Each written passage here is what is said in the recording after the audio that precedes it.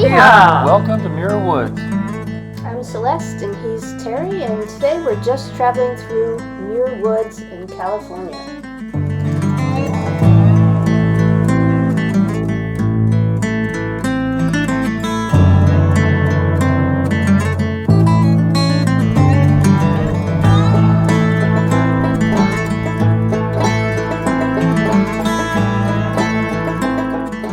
Muir Woods National Monument is located just north of San Francisco. It makes an excellent day trip if you're in the San Francisco area and is known for its old-growth coastal redwood trees, which are some of the tallest trees in the world.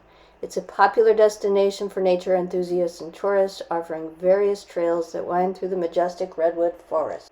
It was designated a national monument in 1908 by President Theodore Roosevelt. Terry, how did Muir Woods get its name? The owners of the land, William Kent and his wife, who later became a congressman, donated the land to the federal government so that the land could always be preserved for future California generations. And when the federal government received the ownership of the land, William Kent insisted it be named Muir Woods in honor of the highly respected botanist who had taught him all about preservation. Muir Woods houses the coast redwood trees, which are known as the tallest living things on Earth. And the tallest recorded has been up to 379 feet, but how taller is the tallest at Muir Woods? In Muir Woods, the tallest coast redwood tree is 258 feet in height. This is a historical display inside Muir Woods Park, and it gives you an idea of the incredible age of some of these trees. This particular tree was born in 909 AD, but the coast redwoods can age up to 2,000 years plus, according to National Park Service documentation. It's interesting that the two tallest trees on planet Earth are very closely related. The coast redwood and the giant sequoias are actually kissing cousins.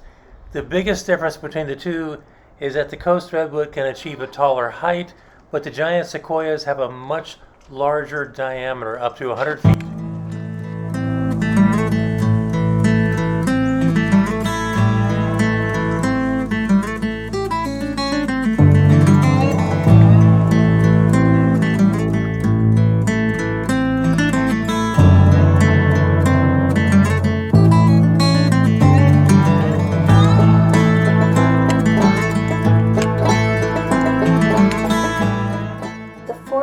The Muir Woods supports a diverse array of understory plants. Due to the dense canopy above, sunlight is filtered, creating unique conditions for shade-tolerant plants, ferns, mosses, and various species of wildflowers that thrive in this understory environment. The park's ecosystem provides valuable insights into the dynamics of old-growth redwood forests and contributes to broader conservation efforts for these iconic trees.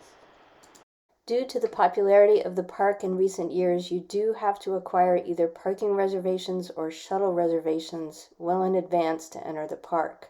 You can get the reservations online, and there is a fee. There are options for regular vehicles, ADA parking, electric vehicles, and parking for larger vehicles up to 35 feet.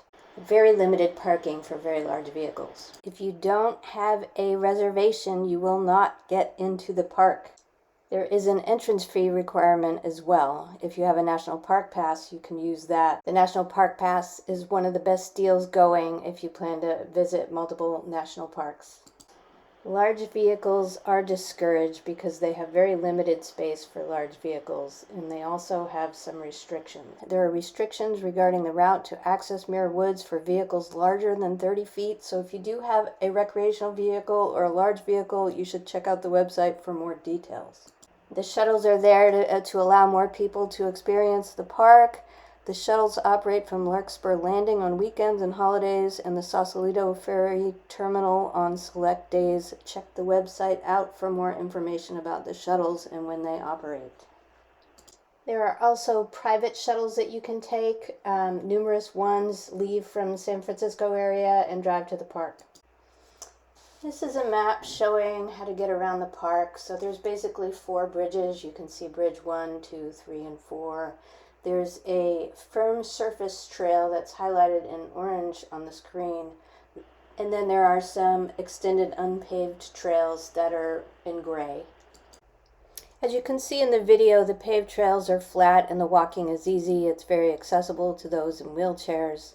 Plan to spend a few hours at the park, probably 2 to 4 hours, depending on whether or not you want to eat lunch or picnic. It can get a little crowded in the parks, as you can see. Sometimes buses stop and drop people off, and then you'll see more crowds in certain areas. Yeah, we got here very early, and as you can see now, we've already gone out to Bridge 4, and we're on our way back to the visitor center. So most of these later arrivals are because it's now getting later in the morning. However, we did find some spots to sit and be by ourselves and look at the nature. Actually, up on Bridge 4, we were able to sit there and Yeah, eat it's lunch. very scenic. We had no disturbances whatsoever. It was great. There is a place to grab food, and there is a gift shop at the entrance. We grabbed a snack, and it was really good, and they do have a menu online.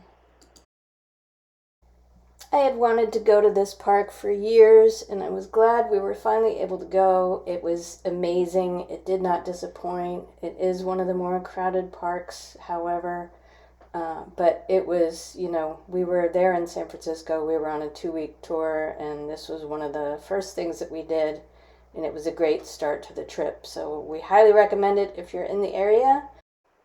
Now, bonus tip, if you get done with the park and you have the time, you might want to take a drive over to the Muir Beach overlook and then on to Stinson Beach. The scenery is beautiful and it's worth the drive, and you can head over there, and frequently there's surfers down at the beach. Comment below if we left anything out or if you'd like to see more. Thanks for watching our video. And stay tuned for more video of Yosemite. The link to that will be in the description. Cheers!